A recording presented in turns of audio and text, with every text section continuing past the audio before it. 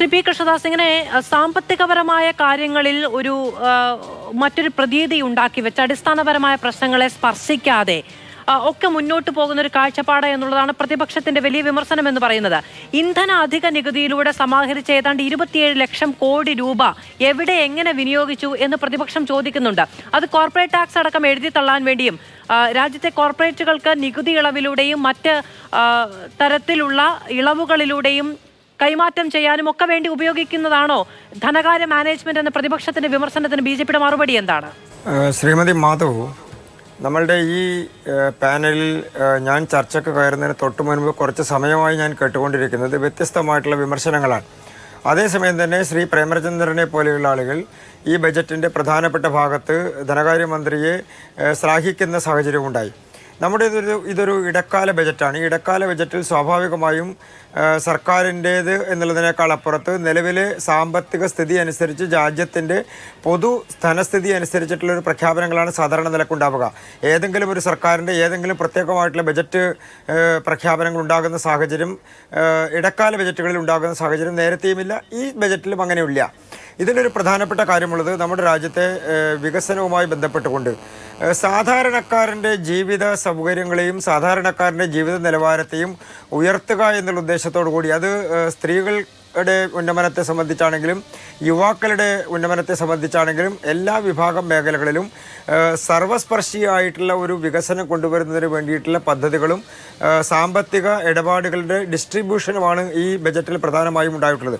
പിന്നെ അങ്ങനോട് ചോദിച്ചൊരു പ്രധാനപ്പെട്ട ചോദ്യം, നമുക്ക് കിട്ടുന്ന ടാക്സ് വിഹിതം അതല്ലെങ്കിൽ അതുമായി ബന്ധപ്പെട്ടുകൊണ്ട് നമ്മുടെ ഇക്കോണമിയിലേക്ക് വരുന്ന വരവ്, ആ വരവ് വേറെ ഏതെങ്കിലും ഒരു പ്രോസസ്സിന് വേണ്ടി മാറ്റിവെച്ചിരിക്കുകയാണോ എന്നുള്ളത്. എക്കാലത്തും നമ്മുടെ പ്രതിപക്ഷം, അത് BJP ആണെങ്കിലും മറ്റ് കക്ഷികളാണെങ്കിലും കോൺഗ്രസ് ആണെങ്കിലും CPM ആണെങ്കിലും ഏത് കക്ഷികളാണെങ്കിലും ബജറ്റിനെ കണ്ണുമടച്ചടക്കുക, എതിർക്കുക എന്ന് പറയുന്ന ഒരു പ്രോസസ്സ് പഴയ കാലത്തുമുണ്ട്, ഇപ്പോഴുമുണ്ട്. അത് തുടരുന്നു എന്ന് മാത്രമേ അതിനെ സംബന്ധിച്ച് പറയാനുള്ളൂ. പക്ഷേ എക്കാലത്തും ബജറ്റിൻ്റെ നല്ല വശങ്ങളെ നോക്കിക്കാണാൻ ആഗ്രഹിക്കുന്ന ആളുകളെ സംബന്ധിച്ച് അത് പോസിറ്റീവായി കാണാൻ കഴിയുന്ന ഒരു സാഹചര്യം നിലവിൽ ഈ ബജറ്റിനെ നോക്കിക്കഴിഞ്ഞാൽ നമ്മുടെ സാമ്പത്തിക സ്ഥിതി എന്ന് പറയുന്നത്, രാജ്യത്തിൻ്റെ സാമ്പത്തിക സ്ഥിതി എന്ന് പറയുന്നത് ലോകത്തിലെ മറ്റ് പല രാജ്യങ്ങളെയും വെച്ച് നോക്കുമ്പോൾ, നേരത്തെ മാധുവും ഈ ചർച്ചയുടെ ഒരു ഘട്ടത്തിൽ സൂചിപ്പിച്ചതുപോലെ നമ്മുടെ ഇക്കോണമി ഏതാണ്ട് 10 വർഷം മുൻപുണ്ടായിരുന്ന സാഹചര്യത്തിൽ നിന്ന് മാറി 10ാം സ്ഥാനത്തുണ്ടായിരുന്ന നമ്മുടെ ഇക്കോണമിയുടെ വളർച്ച എന്നുള്ളത് നമ്മൾ 3ാമത്തെയോ 4ാമത്തെയോ സ്ഥാനത്തേക്ക് മാറിയിരിക്കുന്നു. നമ്മുടെ ടോട്ടൽ GDP എന്ന് പറയുന്നത് അത് ഏതാണ്ട് ഇരട്ടിയിലധികം മാറിയിരിക്കുന്നു.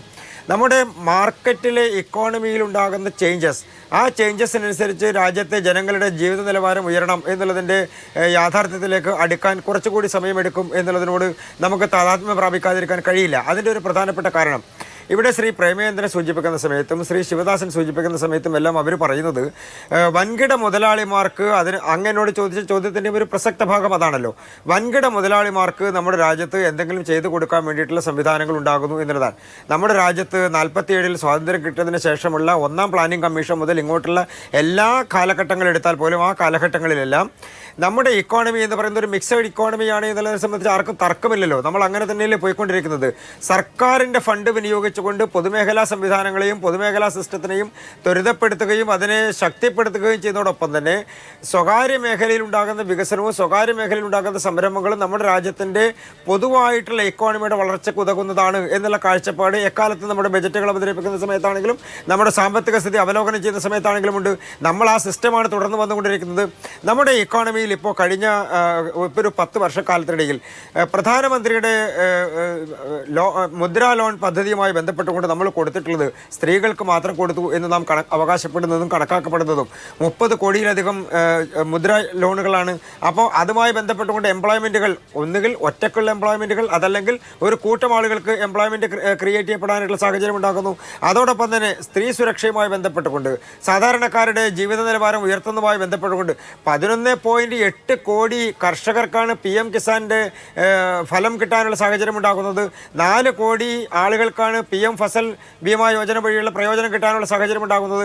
അപ്പോൾ കർഷകരെ സംബന്ധിച്ചാണെങ്കിലും സാധാരണക്കാരെ സംബന്ധിച്ചാണെങ്കിലും അവരുടെ ഇപ്പോൾ ഈ ബജറ്റിൻ്റെ ഭാഗമായി കൊണ്ട് തന്നെ അംഗൻവാടി ജീവനക്കാർക്കും അതുപോലെ തന്നെ സാധാരണക്കാരായിട്ടുള്ള ആളുകൾക്കും അവരുടെ ഇൻഷുറൻസ് പദ്ധതിയിൽ അവരെ ഉൾപ്പെടുത്താൻ വേണ്ടിയിട്ടുള്ള സാഹചര്യം വന്നിരിക്കുന്നു.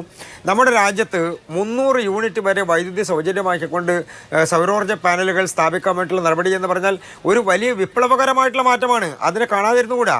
അതോടൊപ്പം തന്നെ നമ്മുടെ രാജ്യത്തിൻ്റെ സാമ്പത്തിക സ്ഥിതി GDP-യുടെ വളർച്ച അത് കഴിഞ്ഞ 10 വർഷക്കാലം കൊണ്ട് ഇരട്ടിയായി മാറിയിരിക്കുന്നു എന്നുള്ളതിനോടൊപ്പം തന്നെ നമ്മുടെ FDIയും ഏതാണ്ട് ഇരട്ടിയായി മാറിയിരിക്കുന്നു. അതോടൊപ്പം തന്നെ നമ്മുടെ വളർച്ചാ നിരക്ക് 7% നമ്മൾക്ക് എത്രയോ കാലമായി നിലനിർത്താൻ കഴിഞ്ഞിരിക്കുന്നു. അതോടൊപ്പം തന്നെ നമ്മുടെ ധനക്കമ്മി എക്കാലത്ത് നമ്മളെ ബാധിച്ചിരുന്ന ബുദ്ധിമുട്ടിച്ചിരുന്ന ഒരു പ്രശ്നമാണ് ധനക്കമ്മി എന്നുള്ളത്. അത് 5.8% നമുക്ക് നിലനിർത്താൻ വേണ്ടി കഴിഞ്ഞിരിക്കുന്നു, കുറയ്ക്കാൻ വേണ്ടി കഴിഞ്ഞിരിക്കുന്നു. അപ്പോൾ ലോകത്ത് കഴിഞ്ഞ ഒരു 2-3 വർഷക്കാലത്തിനിടയിൽ ഉണ്ടായിട്ടുള്ള സാമ്പത്തിക മാറ്റങ്ങൾ പരിശോധിച്ചാൽ ഇപ്പോൾ ഡിജിറ്റൽ ഇക്കോണമിയുടെ കാര്യത്തിൽ നമ്മൾ 10 ഇരട്ടിയോളമാണ് മാറ്റം വന്നിരിക്കുന്നത്. ഡിജിറ്റൽ ഇക്കോണമിയുടെ കാര്യത്തിൽ നമ്മുടെ രാജ്യത്ത് സ്വാഭാവികമായും മറ്റ് ലോകരാഷ്ട്രങ്ങളെ തുലനം ചെയ്യുമ്പോൾ ശ്രീ ശിവദാസൻ അടക്കമുള്ള ആളുകൾ അങ്ങനെയാണല്ലോ തുലനം ചെയ്തത്. ജനസംഖ്യ കുറഞ്ഞ രാജ്യങ്ങളിലുള്ള പെർ ക്യാപിറ്റ ഇൻകത്തെ സംബന്ധിച്ചും അവിടുത്തെ GDP-യെ സംബന്ധിച്ചും നമ്മുടെ രാജ്യവുമായിട്ട് ഏതാണ്ട് 140 കോടിയിലധികം വരുന്ന ജനങ്ങളുള്ള നമ്മുടെ രാജ്യവുമായിട്ട് തുലനം ചെയ്യുക. നമ്മുടെ രാജ്യത്ത് 10 വർഷത്തിനിടയിലല്ലോ ഈ എല്ലാ സംഭവങ്ങളും ഉണ്ടായിട്ടുള്ളത്. അദ്ദേഹം വളരെ രസകരമായി സൂചിപ്പിച്ചത് ജനസംഖ്യാ വർധനയെ സംബന്ധിച്ചും സർക്കാർ എന്തുകൊണ്ട് ഏറ്റെടുത്തില്ല, പ്രധാനമന്ത്രി ഏറ്റെടുത്തില്ല എന്നുള്ളത്. എനിക്ക് അദ്ദേഹത്തിൻ്റെ ദോഷൈക ദൃക്കനെ നമുക്ക് ഞാൻ ആ തരത്തിൽ മാത്രമേ അതിനെ കാണുന്നുള്ളൂ. നമുക്ക് വിമർശനം ഉന്നയിക്കാൻ വേണ്ടി ഒരു കാര്യം പറയാം എന്നുള്ളത് ഒഴിച്ചു കഴിഞ്ഞാൽ ഈ രാജ്യത്തെ ജനങ്ങളുടെ ഒറ്റ കാര്യം കൂടി ചോദിച്ചോട്ടെ, ഈ ജനസംഖ്യാ വർധന പഠിക്കാൻ വേണ്ടി ഒരു സമിതിയെ നിയോഗിക്കും എന്നൊരു പ്രഖ്യാപനമുണ്ട്. വലിയ തോതിൽ ഒരുപക്ഷെ വരും ദിവസങ്ങളിൽ രാഷ്ട്രീയ വിമർശനങ്ങൾക്ക് കാരണമാകാവുന്ന ഒന്നാണ്. എന്താണ് അതുകൊണ്ട് ഉദ്ദേശിക്കുന്നത്? എന്താണ് സർക്കാരിന്റെ ലക്ഷ്യം?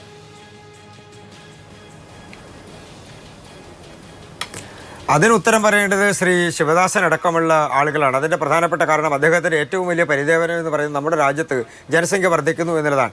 അപ്പോൾ അത് സ്വാഭാവികമായും നമ്മുടെ രാജ്യത്ത് നേരത്തെയും ഈ തരത്തിലുള്ള പ്രക്രിയകൾ 1970-കളുടെ കാലഘട്ടത്തിലും 80-കളുടെ കാലഘട്ടത്തിലും ജനസംഖ്യാ നിയന്ത്രണവുമായി ബന്ധപ്പെട്ടുകൊണ്ട് പലതരത്തിലുള്ള നടപടികളും സ്വീകരിച്ചിട്ടുള്ള രാജ്യമാണ് നമ്മുടേത്. എത്രയോ ഘട്ടങ്ങളിലായി അത് നടപ്പാക്കാൻ വേണ്ടി ശ്രമിച്ചിട്ടുള്ള രാജ്യമാണ് നമ്മുടേത്. അപ്പോൾ അതുമായി ബന്ധപ്പെട്ടുകൊണ്ടുള്ള നടപടിക്രമങ്ങൾ സർക്കാർ അത് പ്രഖ്യാപിക്കുന്ന സമയത്തല്ലേ നമുക്ക് ചർച്ച ചെയ്യാൻ വേണ്ടി കഴിയും. പിന്നെ ഒരു പ്രധാനപ്പെട്ട കാരണം പെർ ക്യാപിറ്റ ഇൻകത്തെ സംബന്ധിച്ച് കണക്കാക്കുമ്പോൾ അവർ പറയുന്നത് നമ്മുടെ പ്രതിപക്ഷത്തിൻ്റെ പ്രധാനപ്പെട്ട വിമർശനം നമ്മുടെ രാജ്യത്തെ വലിയ മുതലാളിമാരുടെ പണം കൂടി ഇതിൻ്റെ കൂടെ കണക്കൂട്ടുന്നു. എനിക്ക് അവരോട് ചോദിക്കാനുള്ള ടാറ്റയും ബിർളയും ഒക്കെ ഉണ്ടായിരുന്നൊരു കാലഘട്ടത്തിൽ, അംബാനിയും ഒക്കെ ഉണ്ടായിരുന്നൊരു കാലഘട്ടത്തിൽ, അതായത് പഴയ കാലഘട്ടത്തിൽ 1ാം പ്ലാനിംഗ് കമ്മീഷൻ്റെ കാലഘട്ടം മുതലുള്ള കാലഘട്ടത്തിലാണെങ്കിലും ഇങ്ങനെ തന്നെയല്ലേ നമ്മുടെ പെർ ക്യാപിറ്റ ലോകരാജ്യത്തെ എല്ലാ രാജ്യങ്ങളും അങ്ങനെ തന്നെയല്ലേ കണക്കാക്കുന്നത്. അത് GDP കണക്കാക്കുന്ന കാര്യത്തിലാണെങ്കിലും പെർ ക്യാപിറ്റ ഇൻകം കണക്കാക്കുന്ന കാര്യത്തിലാണെങ്കിലും നമ്മുടെ NNP കണക്കാക്കുന്ന കാര്യത്തിലാണെങ്കിലും എല്ലാം അതിനൊരു സിസ്റ്റം ലോകരാജ്യത്ത് നടപ്പാക്കുന്ന ഒരു സിസ്റ്റം നമ്മുടെ രാജ്യത്ത് എത്രയോ കാലങ്ങളായി ഫോളോ ചെയ്യുന്ന ഒരു സിസ്റ്റം അനുസരിച്ചല്ലേ ചെയ്യാൻ കഴിയൂ. ഇന്നയാളുടെ വരുമാനം അതിൽ നിന്ന് മാറ്റി നിർത്തണം, ഇന്നയാളുടെ വരുമാനം അതിൽ നിന്ന് കൂട്ടിച്ചേർക്കണം എന്ന് പറയാൻ വേണ്ടി കഴിയുമോ? അതങ്ങനെ തന്നെയാണ് എക്കാലത്തും സ്വീകരിച്ചിട്ടുള്ളത്. അത് ജനസംഖ്യ നിന്നുണ്ടാകണം എന്നുള്ളതാണ് പ്രതിപക്ഷം ചൂണ്ടിക്കാണിക്കുന്ന ഒരു കാര്യം. സത്യമാണ്. ഈ പറയുന്ന പെർ ക്യാപിറ്റ ഇൻകം കണക്കാക്കുന്ന മാനദണ്ഡം എന്ന് പറയുന്നത് അങ്ങനെ തന്നെയാണ്, അത് അംഗീകരിച്ചു പോകേ കഴിയുള്ളൂ. പക്ഷെ അസന്തുലിതാവസ്ഥ പരിഹരിക്കാൻ താഴെ തട്ടിലുള്ള മനുഷ്യരുടെ സാമ്പത്തിക സാഹചര്യം മെച്ചപ്പെടുത്താനുള്ള ഇടപെടലുകൾ ഇപ്പുറത്തെ വശത്ത് വേണം എന്നുള്ളൊരു ആവശ്യം അവർ മുന്നോട്ട് വെച്ചു എന്നേ ഉള്ളൂ.